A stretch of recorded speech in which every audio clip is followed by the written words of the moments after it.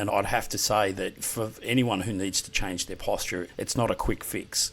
It's one of those things that it has to be a process of repetition, if you like, so that the body understands that it needs to adapt to this new thing. It's the same as like stretching. People saying, I want to be more flexible. Well, you're not going to be flexible overnight. So it's going to take some time. And where do you need to be more flexible in what you do? It is a highly adaptable part of the body in regards to what we want to do and what we want to get out of our bodies. Hello and welcome to the Posture Dojo Podcast. My name is Sam Miller, sharing some stories from my own healing journey of an 85-degree hyperkyphoscoliosis and speaking with experts from a variety of fields, all with the goal to help you on your postural transformation journey. Now, sometimes I speak with people that you might expect and some that might be a bit more surprising. Today, I'm excited to have Stuart Hinds on the podcast, a fellow Australian from the other side of the country who is a soft tissue therapist. And we're going to be diving into what we can do in our bodies. Stuart, welcome to the podcast. That's my absolute pleasure, Sam. Thank you for inviting me. Now, as a soft tissue therapist, what type of issues and challenges are you helping people overcome in their bodies? Yeah, it's a good question. I treat it all. I've been doing this 34 years, so I mean, obviously my origins started off in just sort of general therapeutic and relaxation massage, but I soon transitioned out of that into a clinical space where I really wanted to work with specific soft tissue dysfunctions, which come, as you well know, Sam, in all types of different flavours, and started working with sports people, active people, which is my love. Obviously, in a clinical setting, I suppose my cohort is a lot of sports people, a lot of active people, whether it be amateur or elite athletes. But I also treat desk workers, grandmothers, grandfathers, kids, you name it. It's interesting to be on this podcast because obviously it's called the Posture Dojo, which is fantastic. And obviously I get to see a lot of dysfunctions from a whole range of different posture-related dysfunctions. Probably more so from desk workers and so forth, people who are generally fairly sedative in their workplace environments.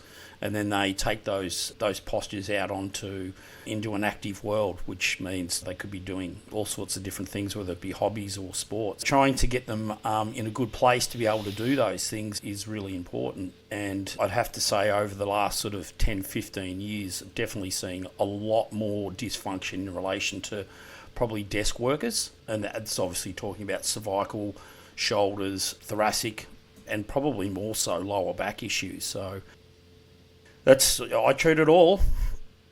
Yeah, there's a couple areas I want to go. I guess before we dive into the types of postures that happen from this kind of modern desk setup that we spend so much of our time in, how do you perceive the fascia? Because for me, it's a very current hot topic, as well as something that is a major part of how I approach undoing some of those embedded postural holding structures that we have. My understanding and description of how the fascia is part of our posture is that it's essentially an extension of our brain and nervous system. So we're more familiar with that, with our kind of brain extending as a spinal cord into the nervous system.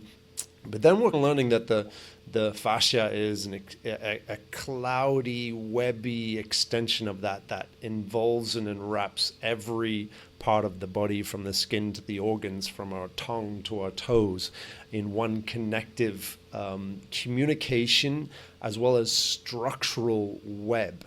And when we have these compromised postures, we get that we hold chronically for many years, the fascia clumps and clusters in a way to sustain that compensatory posture.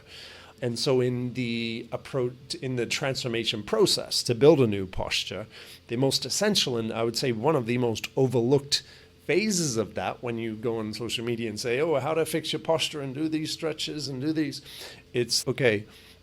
Unravel your fascia first, release those holding patterns, allow that collapse to happen again, to go to the original kind of scene of the crime and build strength from there, build build relaxation from there as you go on the alignment and fortification journey of your new posture. So that's my current kind of understanding, perspective of fascia. I'd be really curious to see how you perceive the fascia in the work that you do. It's a hot topic. I was lucky enough to do a podcast with Dr. Robert Schleip. I don't know if you're familiar with him. He's one of the leading researchers in fascia. If you ever get the opportunity to have him on, he's a minefield of expertise in this area, and he relates it all back. He's actually a Rolfer, and he's German, and obviously with a last name Schleip, but he's for us as body workers, he's probably been our go-to. I spend an enormous amount of time in fascia, and I have over the last 34 years. It is the hot topic, and I definitely feel it is nervous system based. There's absolutely no doubt about it. And if you walk down the street and you look at people walk and the way that they move, they are a direct reflection of what's happening in their fascia. So from my point of view, working with athletes and so forth, because athletes are trying to do something quite specific, if they're runners or if they're weightlifters or whatever the case, their bodies have adapted over time to be able to do what they do. And so fascia is a direct reflection, if you like, looking in a mirror, and you get a direct reflection in terms of what's going on with their bodies and solely in relation to their fascia. And unfortunately, sometimes fascia, as you said, can become dysfunctional. So we get tight areas, we get areas of restriction, especially around, say, the neck, lumbar spine, shoulder, and even the ankles and knees. When you're trying to change things from a fascial point of view, it's I suppose it comes down to repetition. The body, as you well know, the body adapts to what you give it. If you're trying to change your posture, you have to do something over and over again. So the brain understands, okay, hang on, you're trying to change something. So it sends those messages via central nervous system to your peripheral nervous system to change these things. And I like to think that I just give the fascia a helping hand in certain areas. So if obviously someone's coming in and they want to be, let's say, a baseball pitcher or whatever the case may be, their bodies have got to slowly adapt to being able to do that. But at the same time, there's going to be areas that become restricted because of it, because of that overload. And yeah, fascia it's a big part of what I do. When I start working with athletes, I sort of do a full body sort of overview of what's going on in terms of the major joints in their body, and try and address pretty quickly where their areas of restriction are, especially from a fascial point of view. And when I work with fascia, it's very slow and it's very deep and it's very purposeful, the way that I apply the pressure and so forth, and then I might add some movement into it as well. Firstly, you work with the fascia in an inactive state, so it's not moving. And then once you can free it up, then you can start to add some movement as you work into the tissue as well. And that's a really big part of working with fascia from my point of view. I know you work with people and trying to change their posture. And I'd have to say that for anyone who needs to change their posture, it's not a quick fix. It's one of those things that it has to be a process of repetition, if you like, so that the body understands that it needs to adapt to this new thing. It's the same as like stretching. People saying, I want to be more flexible. You're not going to be flexible overnight. So it's going to take some time. And where do you need to be more flexible? If I've got a weightlifter, he's going to have a different type of flexibility as opposed to, say, a ballerina or a 100-metre sprinter. Do you know what I mean? So it is a highly adaptable part of the body in regards to what we want to do and what we want to get out of our bodies. We can do a lot, and these restrictions can just hide in there, and it happens with the fascia as well, right? I'm curious, what's like our environment, our movement routines really start shaping our body, and the key word there is those routines, right? Those things that you repeat and you do again and again. So I'm curious, what's your movement strategy for life in this modern world? Yeah, it comes in all different shapes and forms. I mean, as a body worker, I myself obviously have to have a certain amount of strength and flexibility for what I do. It's interesting because, so for me, I stand all day, Sam, and I may sit here and there in between clients and so forth, but most of the time I'm standing all day. And for me to be able to do what I do with my clients, I obviously have to build a certain amount of strength. And I know, for instance, this is a perfect example for me. I can stand all day, but if I get on a plane and I've got to fly a long way, so international, whatever the case, I really struggle. I end up with lower back pain within probably an hour and a half. So I have to get up and I have to keep moving. My body has adapted to moving. I'm not good at being sedentary at all, and that's just because of what I do all day. Me, my routine, I go to the gym 4 days a week. I've been doing that for 20 years. There's a combination of weight resistance training, stretching, and I play around with the environment that I can improve some of the flexibility in some of the areas that I need to, primarily my shoulders, my arms, and obviously my neck. For me, I think, unfortunately, this next generation coming through are becoming a lot more inactive as opposed to what we were when we grew up. I mean, you grew up in Cairns, so I'm sure you had an active child life. I know I certainly did. I roller skated, I skateboard, I swam, I played soccer, I played cricket. There was always something that you were doing. And if you weren't doing those things, you were probably on your bike riding somewhere. And you'd spend the whole weekend on your bike and you were always active. These days, that's not necessarily the case for kids. I'm seeing a lot more, yes, kids playing sport, but when they're not playing sport, a lot of the time they're inactive, Sam. I mean, things like, I love to swim as well, and I think that's a fantastic activity because it's sort of like a whole body activity as well. You're able to use your upper body and your lower body, and you're taking the weight bearing component out of it as well. I see one thing that I do see in my clinic, Sam, a lot of, and they keep me in business, and that's runners. I mean, there's nothing wrong with running, but I tend to find a lot of people run probably too long and too far for what their body can handle, and that's when they get into trouble. And I think if you want to be a runner and you want to stay on that good side of being therapeutic, you can do 5 to 6 kilometres runs 3 times a week, and you should stay out of the injury zone. It's when people start to belt out to, I want to run 10, I want to run a half a marathon, then I want to run a marathon. And now, here in Australia, I don't know what it's like over there, I've got trail runners who come in and do 150 kilometres runs. So you can imagine what that does to their bodies. They can get away with it for a little while, but eventually it catches up with them. So there's a lot of strain, definitely on the joints, as you can imagine.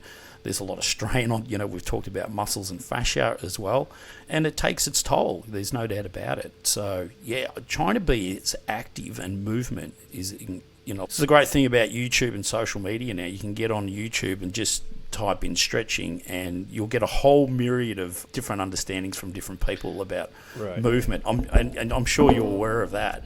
And, yeah, I just think we don't apply a lot of time to what I classify as fascial fitness, which is more about really stretching areas or mobilising. I probably shouldn't use the word stretching. I like to use the word mobilise our fascia. And I mentioned Robert Schlepp before. Which includes the activation of the muscle and the movement, as opposed to just passive bringing it out, and not necessarily improving the communication, which fascia seems to, it's a two-way communication or a multi-sensory communication in the body, right? So if we're just stretching, you're not having a conversation, and I feel like fascia needs to have it. Sam, when I first started working in elite sports, when an athlete would get down, say we're talking about runners, down to a track, and they would start off with just static stretching, do you know what I mean? Holding certain static stretching for a certain amount of time. That is no longer the case. Yeah. I mean, growing up playing soccer, the same thing. All the warm-up routines, you're doing your standard hamstring stretch. You're just static, passive. And we know this from research too, Sam. That's not a good tool. You go down to any club now, and you'd like to think that most of them now are actually doing warm-ups that are just involving movement in itself, and then maybe some stretching later on down the track.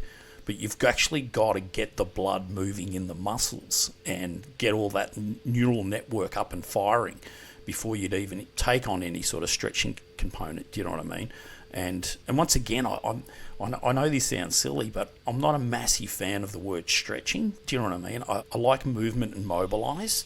And in my world, when I'm looking at an athlete and I want to try and help them, I don't look at their prime mover muscles. Do you know what I mean? They are important, but I'll be looking at their antagonist muscles to see what's happening with those.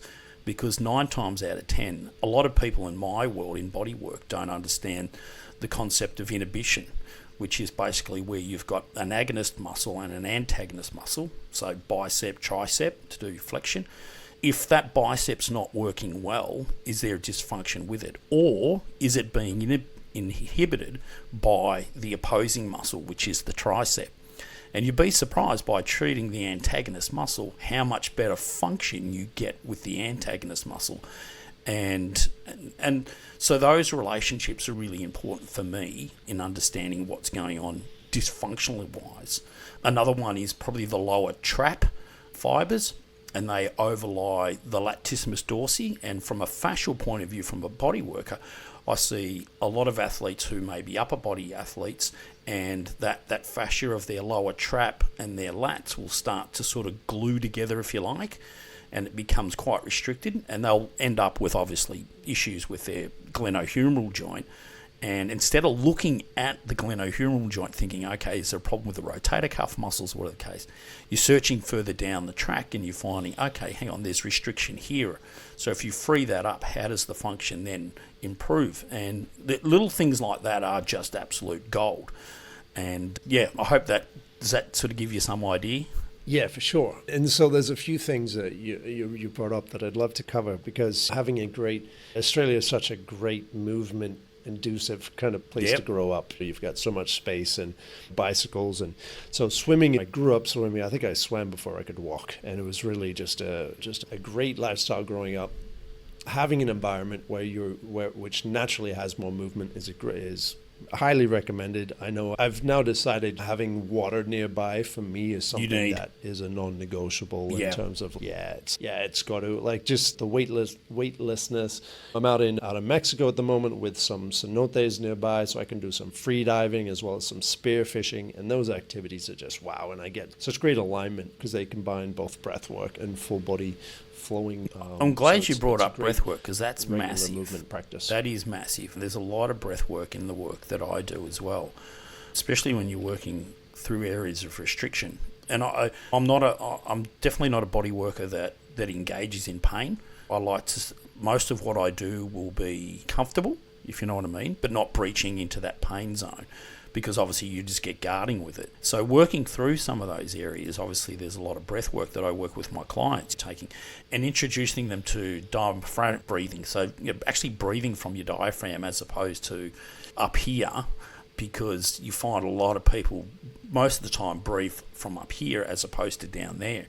And introducing that to them can really change a lot of stuff within their body. It's incredible how much that can make a huge impact, especially with working with soft tissue dysfunction.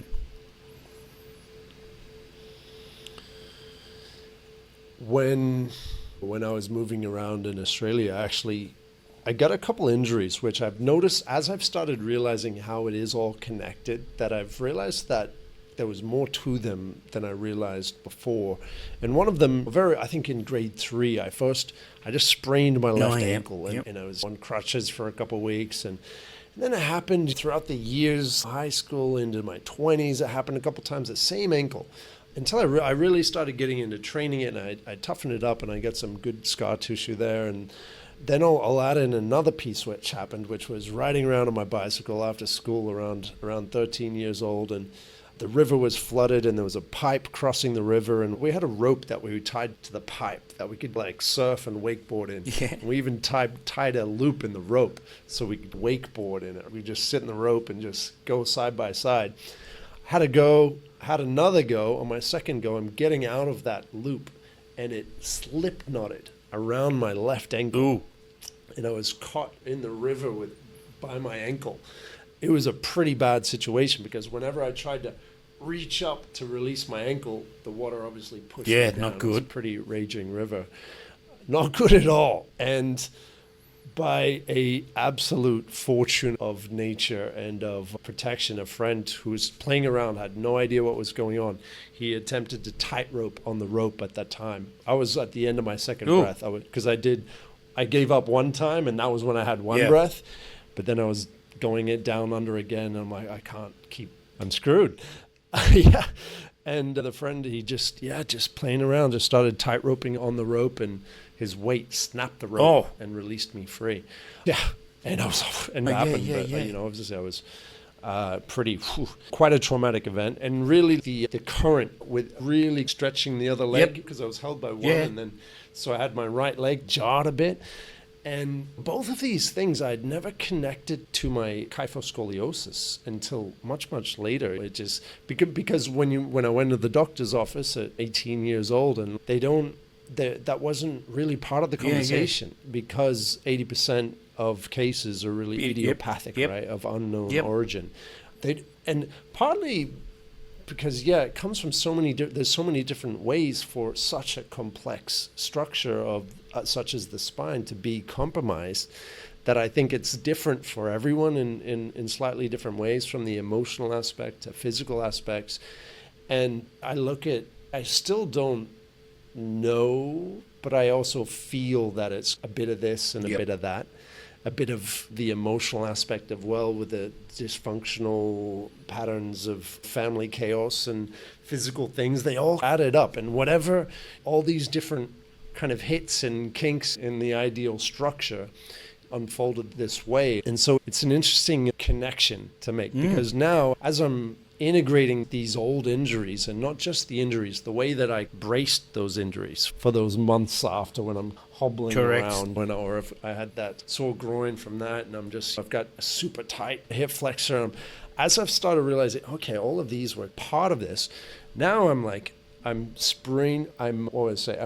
recreating the spraining of the left ankle, just as a soft stretch. I'm going into what that movement would be, as I'm feeling the clicks and the alignment happen higher up in the body. And so it's been a really valuable process to go back into the scene of these crimes and the rehabilitation of those injuries, and explore the healing and the transformation that can happen through there. And I feel a lot of that connection is fascial work. I don't know, I'd agree. Yeah. And ankles are the worst rehabbed joint in the body by a mile, which I can't even begin to tell you. It's very few athletes rehab their ankles correctly at all. And if someone's coming in with honestly, even with a hip problem, one of the first things I ask them is, have you ever sprained your ankle, or have you ever damaged your ankle? And it's a great starting point, because it sets up so much, because people will, as we talked about, they adapt. So if they sprain their ankle, 9 times out of 10, if they haven't rehabbed it, they'll have usually a weak, unstable, sore ankle. Do you know what I mean? And they'll be fine when they walk around and so forth, but once they start to put weight and movement and speed through that ankle, that's when they start having problems. And there's a lot of fascial restriction that happens with a weak, rehabbed ankle. So it's interesting that you mention that, because I see that a lot in clinics. So I'll go, you've got a hip problem and you've got restrictions there, and I'm definitely going to work on that. But mate, this ankle is not great, so we've got to get this ankle moving better. So it's a really important, and let's face it, we're on our feet all the time. If you've got a problem with your foot or your ankle, you know about it. You can't sort of get around it, because it's the main weight bearer. And the same with your hands. If you ever do something with your hand, you're always using your hands and your feet. Do you know what I mean? Whereas with a sore neck, you can sort of get around. Do you know what I mean? It's not great. It's not ideal, but you'd be surprised how restrictive it is if you've injured your hand, your wrist, or your foot or your ankle. Like you just use them all the time. And the problem is with the foot and the ankle is, because you are on them all the time, your body is, and this is why I love working with the body, it adapts. Do you know what I mean? It compensates unwillingly. You don't volunteer for that compensation. It's just, that's the beauty of the body, because it's a survival mechanism. I can't put weight on the outside of my foot. My body works out that I've got to put weight through the middle part of it. Do you know what I mean? So all of a sudden you change your patterns, and eventually somewhere down the road you'll start doing some sort of activity and it'll hit you in the face. You'll be like, oh my God, now I've got knee pain. And you'll think it's from overload, but it might be for the fact that your ankle's just not moving well. So that's gold. I Do you mind if I delve into a little case study that I had fairly early on in my career? Actually, it was one of the first clinics that I worked in, because I think this will play back to sort of your message for your followers as well. Is I was probably 2 or 3 years out of my undergraduate. I was working at a sports medicine clinic with 2 amazing physios. One of them was actually American. She was from California, and she was a massage therapist from years ago when she was in America, and she was a really great hands-on practitioner, really great mentor of mine. Anyway, I got this young girl in for treatment for neck pain. She was actually the sister of the hairdresser that I was seeing at the time. Anyway, so she walks into the room, and first look at her, I'm thinking, oh my God, I can see why you get neck pain. She was this tiny, petite young woman. She was probably about 19, 20 at the time, and she had these enormous breasts, like enormous breasts. She's got a small frame with these enormous breasts, and anyway, she's sitting there, and I'm taking my history with her, and she goes, oh, chronic neck pain, I get headaches, I get all sorts of stuff. And I'm like, okay, and I'm like, this is the white elephant in the room here, and I'm like, okay, I assess her and I treat her, and she's very round-shouldered, as you can imagine, primarily because, and this goes on down the track when we finally break open to the bare point of what was her problem, was the fact that because her breasts were so big, she was actually quite sensitive about that. So she would spend a lot of time round-shouldered, if you like, and she developed really early on in life as well. So she adapted this posture, if you like, and she would wear big clothes, so they would basically to hide the size of her breasts. And she was actually a really small, petite girl, and she was actually quite skinny, but because she wore really baggy clothes, you thought she was a lot larger than what she was. So anyway, I treated her one time, and I walked out of the treatment room, and I was standing there with the physio, and she goes, "On your head you go." And I explained the situation. She goes, "So what do you think's going on?" And I said, "I don't know, but she's got like really big breasts, and the bra that she wears has got massive indentations in her traps." And I'm like, and she goes, "What do you think? Where do you think you're going to take this?" And I said, "I don't know, but she goes, "Did you mention the size of her?" I said, "No, because I didn't feel confident. Still felt a little bit out of my skill set." And she goes, "I think you should. I really do." And anyway, she came in for the next treatment, and I sat her down, and I sort of said, "Look, I want to ask you a few questions about your body and so forth, and I hope I don't overstep the mark and so forth." And I said, "Well, look, you're a small, petite woman, and just obviously looking at your body, you've got really large breasts." And I said, "Have you ever thought that this was potentially the main contributor to why you have neck pain?" I said, "Look, I'm happy to massage you for 2 or 3 years, and you're just going to probably get the same result. And I really don't think your problem's related to just a couple of tight sore muscles here and there." And she just looked at me, and there was this pause, and I was like, oh, I hope she hasn't taken it the wrong way. But she said, "I've always thought that, Stuart, but no one's ever said that to me." I said, "You're kidding me." I said, so the long and short of it, she goes, "What do you think I should do?" And I said, "Look, to be honest, I think you need to go and see your GP, your doctor, and see what options are available for you." And she goes, "Yeah, I've often thought that." And I said, "Well, I really do think that's something that you should investigate and just find out what options are available for you." I didn't mention anything about surgery or anything. I just said, just discuss what options are available. And so anyway, she did. About 3 weeks later, I get a phone call at the clinic, and it was her husband. And he was not happy with me at all. And anyway, I took the phone call, and he berated me, told me to mind my own business. And I'm saying, "I'm really sorry. I'm just thinking of the health and well-being of your wife. She's obviously in a lot of chronic pain all the time."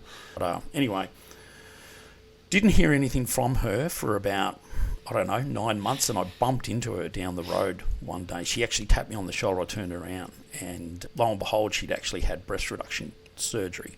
She looked completely different.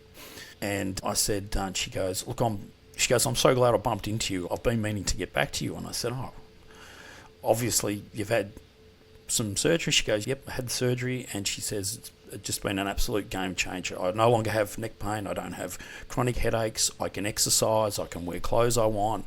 for the first time in my life, it's been amazing. And I said, oh, that's just fantastic. I'm so glad to hear the change. She goes, yeah. And I said, just out of interest, how did your husband, did he support you in that? She goes, I'm no longer with him. She said, unfortunately, he didn't support me at all. And I said, oh my God, no, that's terrible to hear. But she'd spent so much time, Sam, growing up as a girl and developed very quickly, very early on in life, like girls do, and just spent her whole entire life trying to hide these breasts. And so her body had completely adapted to that. And she never exercised because she couldn't, because they were too big. And it really handicapped her, like completely handicapped her. And I often wonder what if I'd never had that conversation with her, would someone else have maybe had that conversation with her? And she's gone on and had a couple of kids, and I see her every now and then. Kids play netball, and she's an avid runner and so forth. And her life completely changed from that moment. So, imbalances in the system causing issues, I guess. One of the most common imbalances that I know that I'm experiencing, and many other people are as well, is that forward head. Yep. Forward head. Obviously, increased weight as soon as it goes a little bit forward. And throughout my teenage years, if I wasn't playing around and getting in trouble in rivers, I was on the computer, getting sucked into the screen. And yes, I do agree that this generation, or these 90s and 20s we've got a unique type of interface with these screens, but I do see as VR steps in, as it comes into that, and we're a bit more immersed when we are online, I do see that's going to be healthier for our physical sense, as long as it's still going to be a intense relationship to manage with the digital when we have to spend so much time plugged in, but at least when we immerse ourselves, we're there and we're present in this digital environment. And then when we're not, we step out. And at least if we can immerse in it with full range of motion and movement, I try to do that as much as possible. But even now, I've got to get my laptop a bit higher and get a bit of that forward neck. Let's dive into what type of issues are you seeing on the desk, on this desk-focused posture that you're coming across? For a start, when I first started, there was never such a thing as what we call texter's neck. I suppose you're probably aware of that. And quite a few. It's not only the lower neck flexion. It's actually the upper neck flexion that they start to have an issue with, because they get this and they go into upper cervical flexion, so they bend from the top of their neck as opposed to the bottom of their neck, if you know what I mean. And that creates all sorts of dysfunction because you've got these little muscles underneath your occipital bone, which is the edge of your scalp at the bottom here, called your suboccipitals. They're connected to your eyes. So if you put your fingers over there, the back there, and you sink into that little hollow there and then close your eyes and move your eyes up and down side to side, you'll feel those muscles actually activate. And so I'm seeing a lot of that. A lot of texters' necks, which will basically be people coming in with what we call muscle tension headaches, which is just these suboccipital muscles do not like to be on a stretch for a long period of time. And so people sitting there just scrolling continuously within upper cervical flexion, guaranteed muscle tension headaches every day of the week. And it's not only that, like if you're in bed and you're on your phone, you'll use that upper cervical, or even if you're reading as well in bed. So definitely see a lot more of that. Yeah, definitely desk workers. I get a lot of desk workers with not necessarily just with neck pain, lower back. Lots of lower back. Because you think when you sit in a seat and you try and hold a good lordosis, okay, the curve in your lower back, you can only hold it for a certain amount of time, right? Eventually, it starts to fatigue, okay? And so what happens is that your pelvis rolls backwards and then you flex, okay? So now your pelvis is rolled back, now you're flexing, and this is the worst part of it, is because you're sitting, you're now compressing it. So you've got a flexed spine and now you're compressing it, and then you're doing it for a long period of time. And I can guarantee you, discs do not like that. You bend forward, it pushes the disc material posteriorly back. And so a lot of people start to lose extension of their lower back from sitting for long periods of time. And yeah, they can bend forward okay, but they start to lose the ability to extend. So it's important that people are getting that extension back into their lumbar spines, and that requires them bringing their pelvis up. And that's why we see the introduction of stand-up tables now, or workplaces, because they do recognise that sitting for long periods is not good for your lower back. And so you can imagine if someone's sitting at a desk for 7 or 8 hours a day, God forbid they're IT and they're coders or programmers or whatever the case may be, and then they decide at the end of the day they're going to go down to the soccer oval and start kicking a soccer ball around, there's going to be problems. Do you know what I mean? Because their body has literally adapted to being in that position, and now you're asking it to run around. And that's when you start to see the problems. Yeah, I get the question sometimes from people with scoliosis and kyphosis, hey, should I run? And obviously we mentioned that swimming is a great one because it's less compression on the joints. You've got more flow and flexibility going on. But now that I've been trained, now that I'm learning, I've unfolded some of these issues, I'm starting to run again.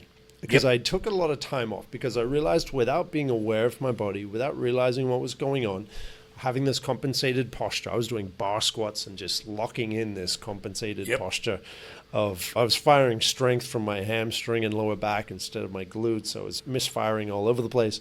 And I was running, I was playing sports mostly, but I look back and I'm like, wow, like how was I even running then? What was going on? Yeah. And so now I'm like, okay, I've been training some functional patterns, movements as well. I've been enjoying for kind of triggering the right muscles at the right time.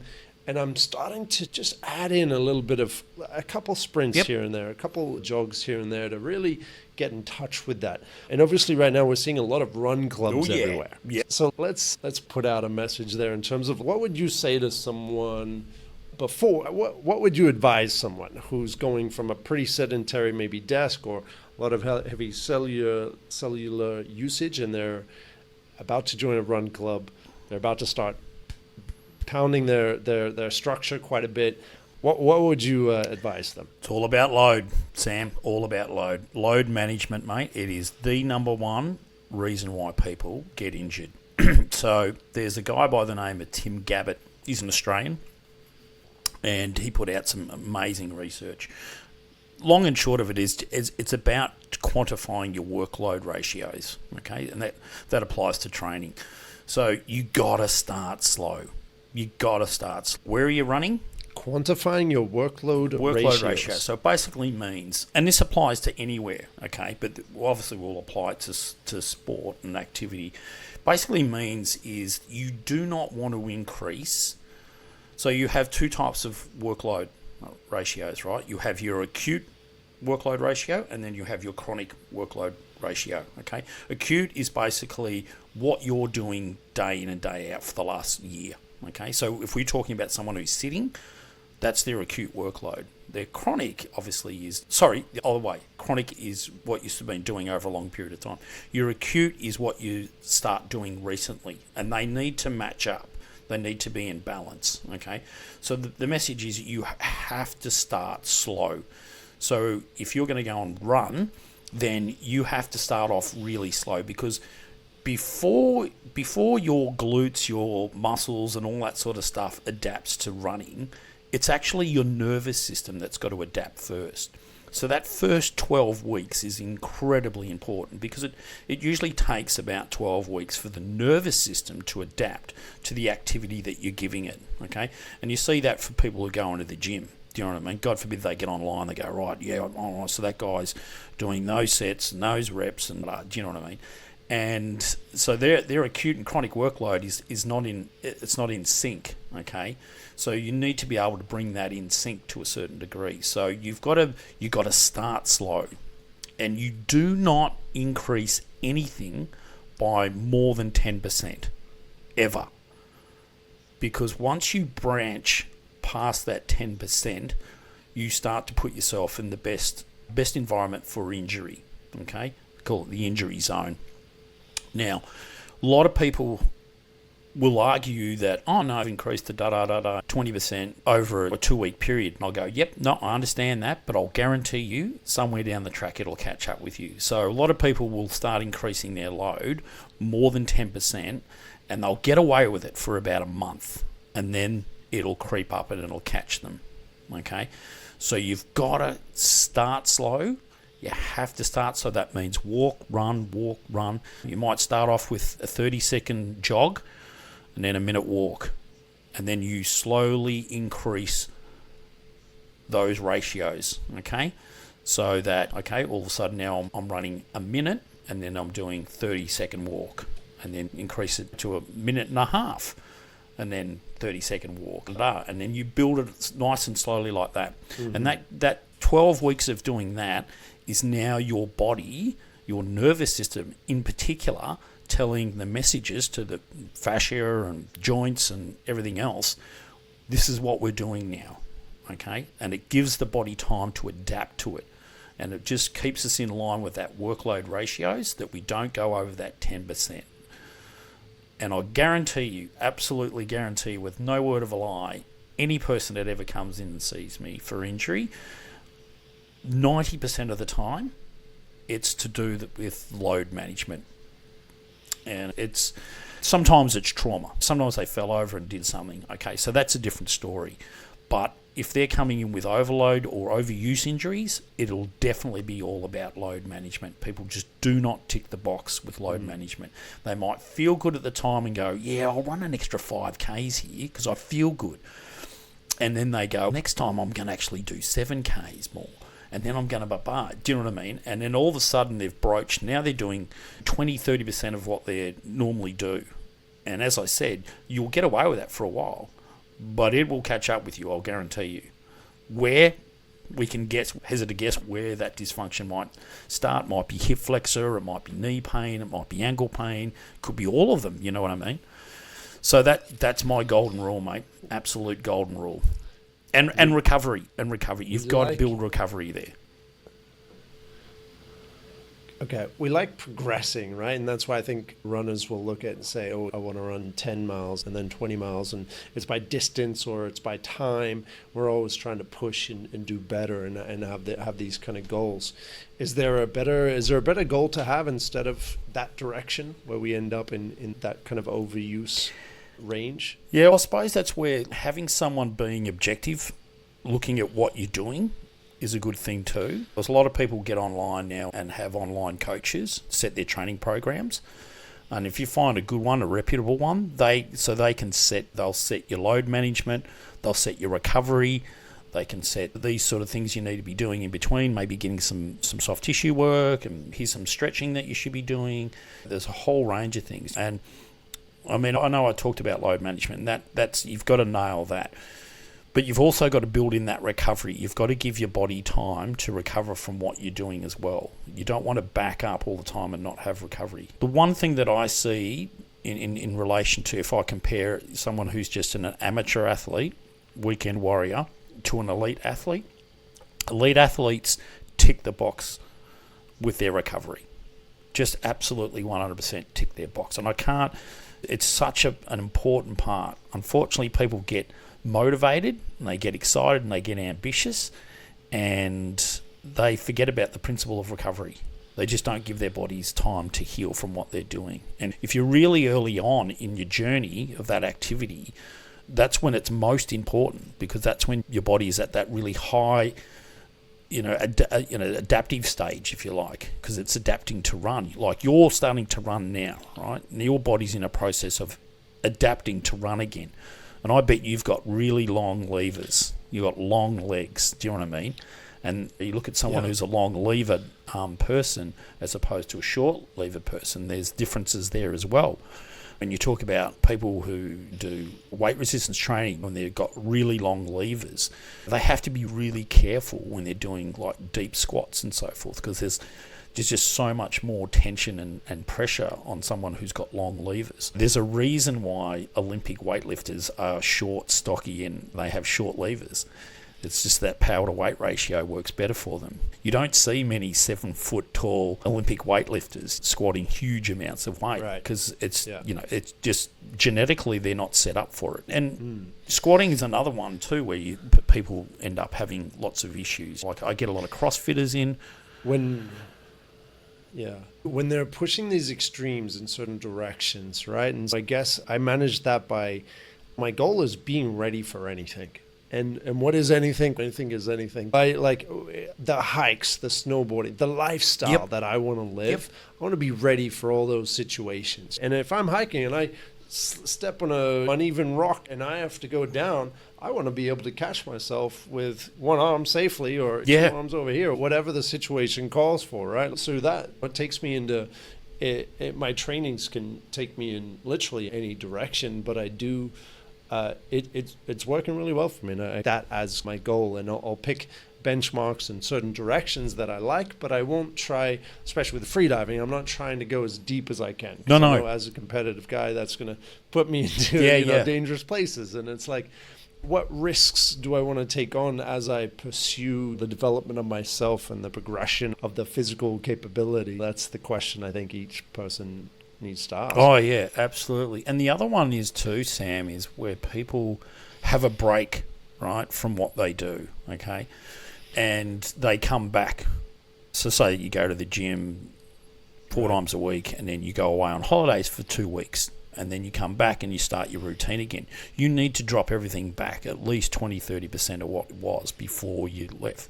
Unfortunately, a lot of people come back and go, yep, I'm just going to start where I left off. And it's, no, don't do that. Because, once again, you might get away with it for a week or two, but it'll come and grab you. There's that deload situation and then there's that reload situation as well. And a break from it is great because it'll stimulate the body more.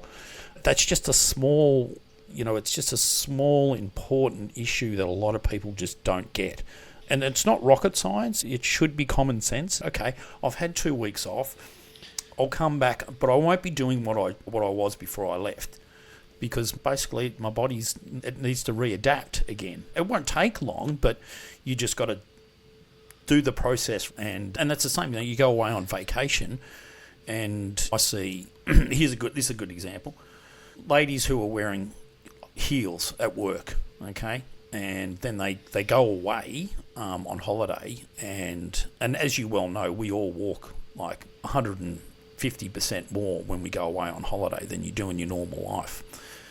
Depending on where you go, that is. Some of you might just sit on a beach, but I mean, I like to be active and walk around. So they go from wearing heels and then they end up wearing low profile shoes with no heels, thongs, whatever the case. And then you walk around for 2 weeks and all of a sudden you're at the end of the second week and both your Achilles are screaming. I've got all these, and that's not rocket science. It's the fact that your gastrosoleus Achilles complex has adapted to you wearing heels, and all of a sudden you've taken it completely out of that environment, and now you're asking for all this extra length, and eventually it's just too fast for it, and it doesn't adapt, and then you end up with sore Achilles.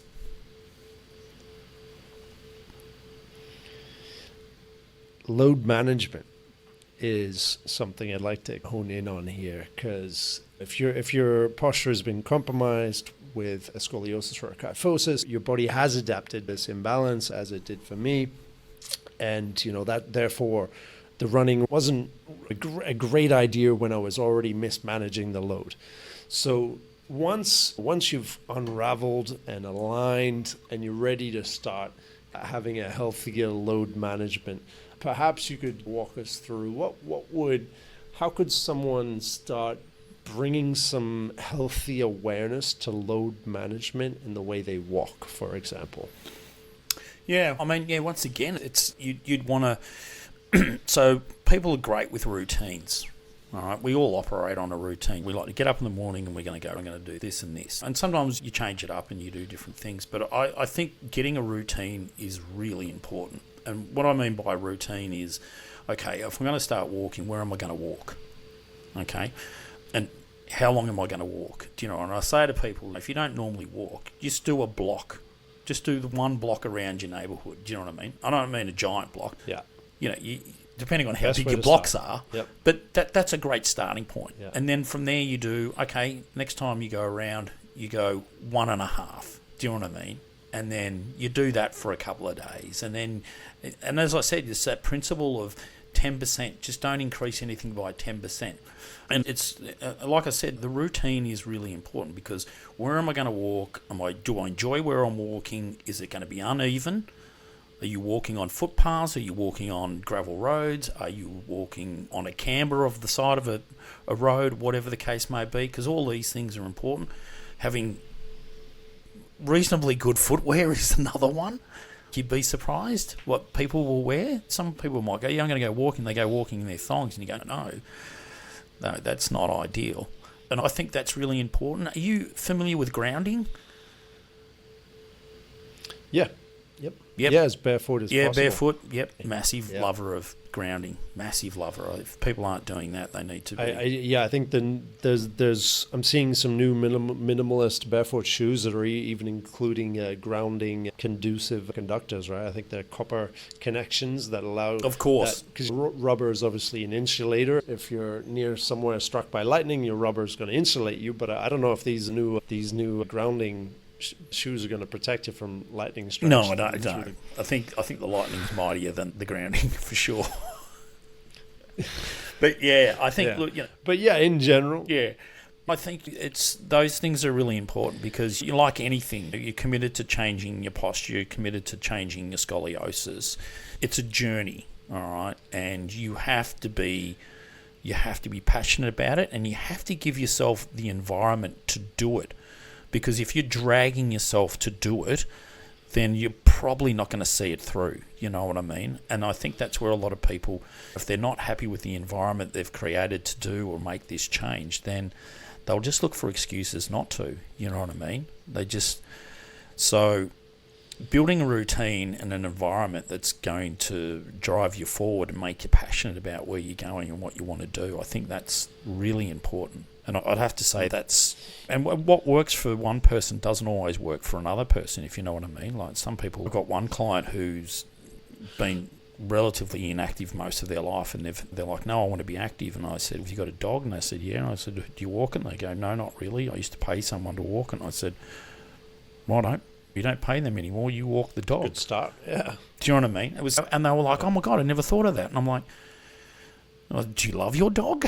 Do you know what I mean? I'm sure your dog's going to love you if you walk it. Yeah. And that was their thing for them. Just one small little thing like that made a massive difference, Sam. Yeah, so I hope that resonates. Does that resonate? And that walking. Yeah, I mean, I'd like to dive in on what, like, load management, and then when you have this compromised posture, these compressions that happen, I've noticed that I didn't have as much of a bounce. And so now when I'm going for a walk or a jog, I'm looking for that. I want to feel that lightness and that bounce in terms of how I manage that load from step to step, right? As I distribute the weight from one foot to another, I'm bringing that awareness into the body. I'm breathing. I'm changing my head, because I know that if I've got that forward neck and I've got that tension in the back, I'm compressing even further. And then I notice, if I can breathe in the diaphragm, I'm getting that full stride going in the walk. I'm actually able to generate some alignment, right, as you move. So it's actually a really therapeutic and aligning activity for me these days as I bring in the awareness into how I'm distributing weight through these steps. Yeah, I mean, repetition is the mother of all skill. The more we do something, the better we get at it. I think a lot of people probably, we all can improve our posture. I rarely see anyone who comes in with the perfect posture. And if they did, they'd probably look pretty weird, to be honest. Do you know what I mean? But having said that, once again, it comes down to what our bodies have adapted to and what they've been doing. And you want to take your bodies out of those environments that obviously increase that compensatory, pain, restriction, irritation, whatever you want to call it. Do you know what I mean? So you know that if you sit at a desk for 8 hours a day, it's not going to be ideal for you, not in the active world, for sure.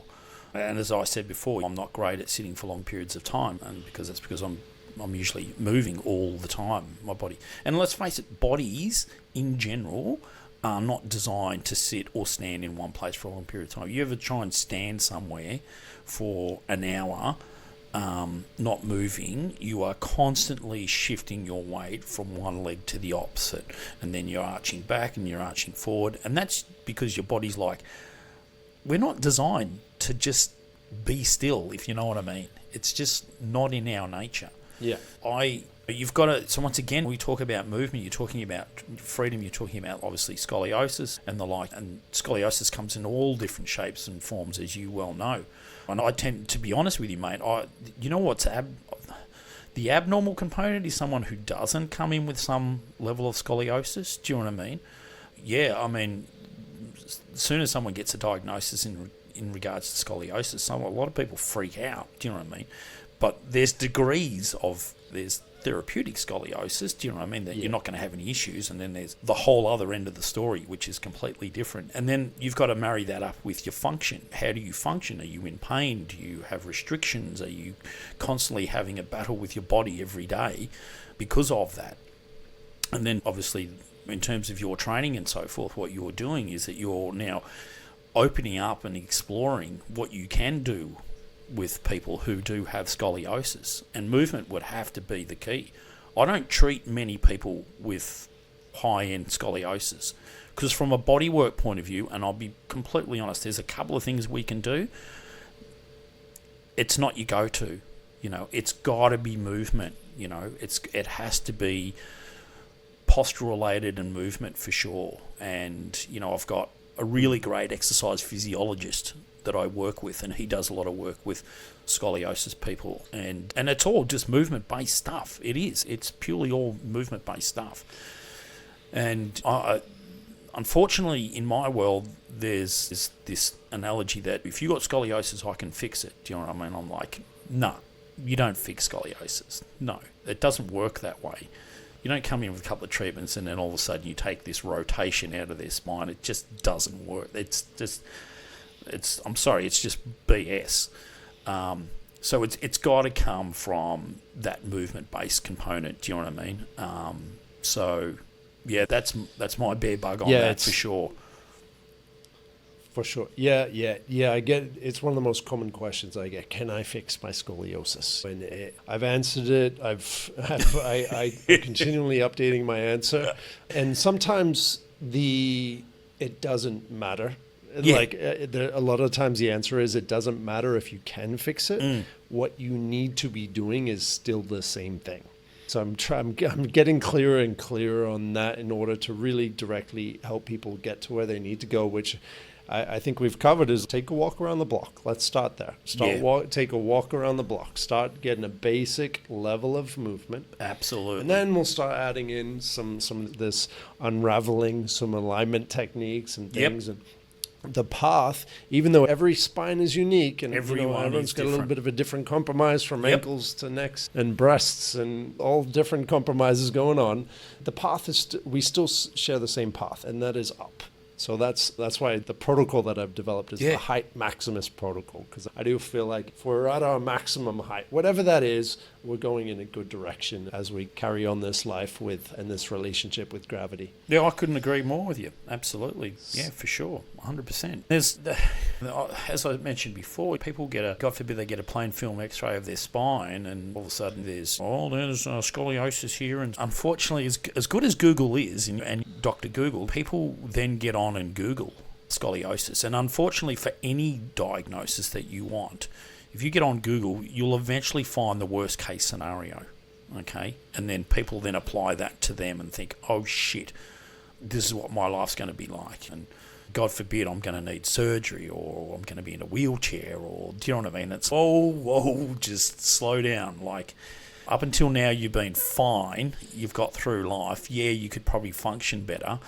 There are things that you can do, but it's not, it's insane. And I get it all the time, Sam. People come in and go, oh, by the way, before we start, I just want to let you know I've got a scoliosis. And I just have a little chuckle to myself, because I'm like, if you didn't have one, that would be abnormal. And I'm honest with that. Everyone has some level of rotation through their spine. It just depends on the degree. And then it marries up with what their function is, you know what I mean? Yeah, people just gravitate to labels sometime, unfortunately.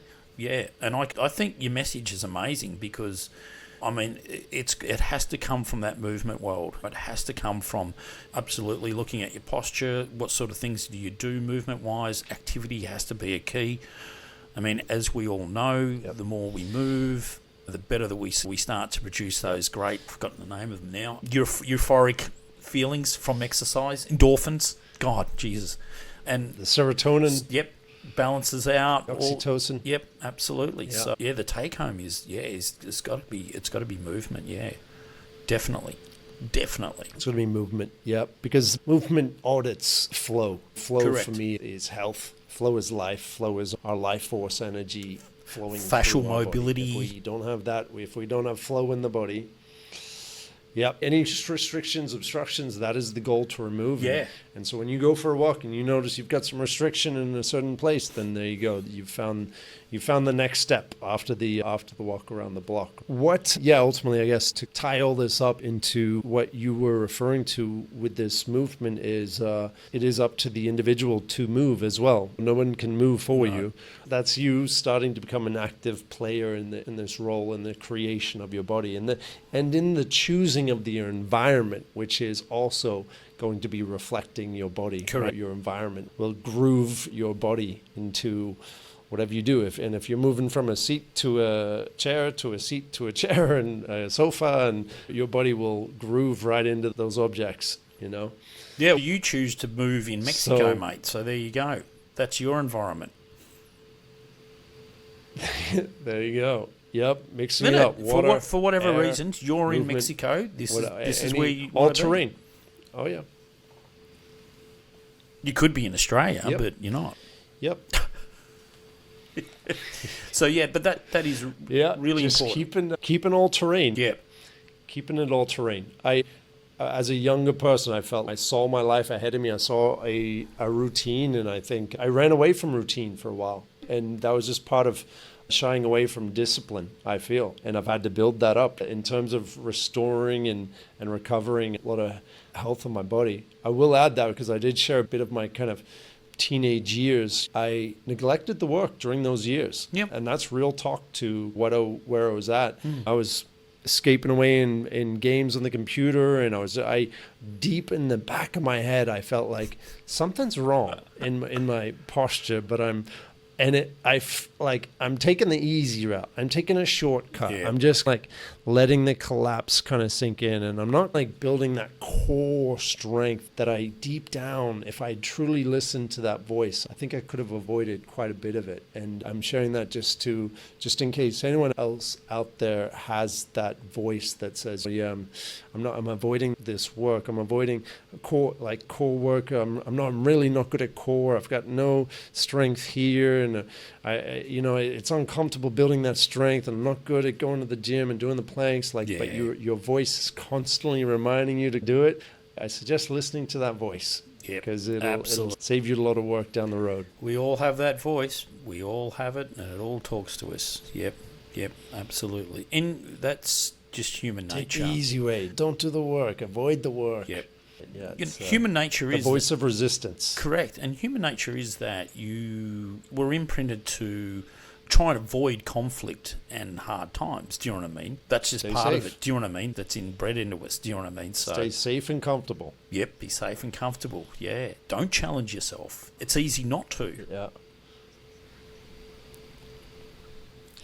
It is. And capitalism is constantly seeking to make life more convenient, more comfortable for you. So there must be an intention for you now to change your environment, to seek out those movement opportunities. Otherwise, the world is coming to us now with all the apps, and we can just tap the glass and we don't need to do much or move much. So do keep that in mind. And Stuart, thank you very much for sharing your perspectives here. Who can you help, and how do you help them, and where can they find you in terms of finding you physically, if they want to work that way, or online? Yeah, Google me. I'm out there. I run an online platform for soft tissue therapists, educational platform, primarily for therapists who are basically either graduated or they've obviously been in the industry for 10, 15 years, doesn't really matter. Once again, there's a real gap in our industry in terms of mentoring. So, yeah, it's something that I'm enormously passionate about. I've been doing it for about 12 years. I lectured at undergraduate level, was pretty disillusioned by that, and now I only really lecture in a postgrad setting. So, yep, so that's there, and obviously I operate a clinic in Geelong as well. More than busy there. I don't need to be any more busy. But yeah, that's my mantra, is just making therapists be better therapists. And therapists being awesome at what they do. Not what I do, but what they do. Yeah, I tap into that world, and that's my passion. And yeah, just be awesome at what you do. That's it. Okay. I think that's stuart-hinds.com. Yeah, it's going to be Stuart Hinds Academy soon. Do you still do in-person work? Okay. And yeah, Do you still do in-person work out in Geelong then? Yeah, I'm in clinic 5 days a week. Yep, still treating. Yep, still doing the tough road. Not the tough road, but yeah, still in clinic. I love it. I enjoy it. I mean, I work with the greatest machine on the planet, and that's the human body. I love it. I love plugging in and plugging out and helping people and making them feel better. And to be honest, we talked about fixed. I don't have the philosophy that I fix people. I lend a helping hand to help people heal themselves. That's my mantra. I literally plug in, do my bit, plug out, and then the body does the rest. That's my mantra. I appreciate you and honor you for that, for doing that. I can tell you've collected a very deep amount of knowledge. I throw a few curveballs at you, but you handled them no worries at all. No, it's all good. I love it. And yes, we learn every day. Like, I learn something new every day. I mean, if I didn't, I'd be, what's the point? So yeah, absolutely. You got to take every opportunity and suck the marrow out of it to learn. Yeah. Yep. Absolutely. It'd be great having a sidekick such as yourself to help identify and understand what can be done to allow the body to do what's best, and that is flow with healthy life force energy. Yeah. Oh yeah. Yeah, it's great. It's highly rewarding what I do. It's a privilege that I get to do it, and I actually feel guilty sometimes I get paid to do it. All right, I love it. Yeah. Alrighty, there you go. Make sure to check out Stuart's work in Geelong and online. God forbid. Thanks. You're down that way. Yeah. Yeah, I'm on YouTube, Insta, all those. You just put it in the Google search or whatever, it'll pop up. There's actually a throat singer in America called Stuart Hinds. I'm not that guy. Not the throat singer? No. He's not the throat singer. No. Although I'll have to get back the Stuart Hinds throat singer on the podcast. I do have a bit of tension in the neck and jaw that I'm currently working out. He'd probably be able to teach you a bit about breathing. Internal vibration from some vocal. Yeah, I think that's enough to get him on the podcast. But I do. Alrighty. Thanks for tuning in, everyone. Oh, no, I was just going to say, if you do get the opportunity, I'll send you a link. Robert Schleip, you'd love his stuff. He's amazing as well. Yep. Into the fascia. Yeah, that's definitely a big part of the future. Oh, yeah, so. You'd love his stuff. Yep. Lovely. All right. Alrighty. Thanks for tuning in, everyone. We'll see you in the next one. Good on you, Sam.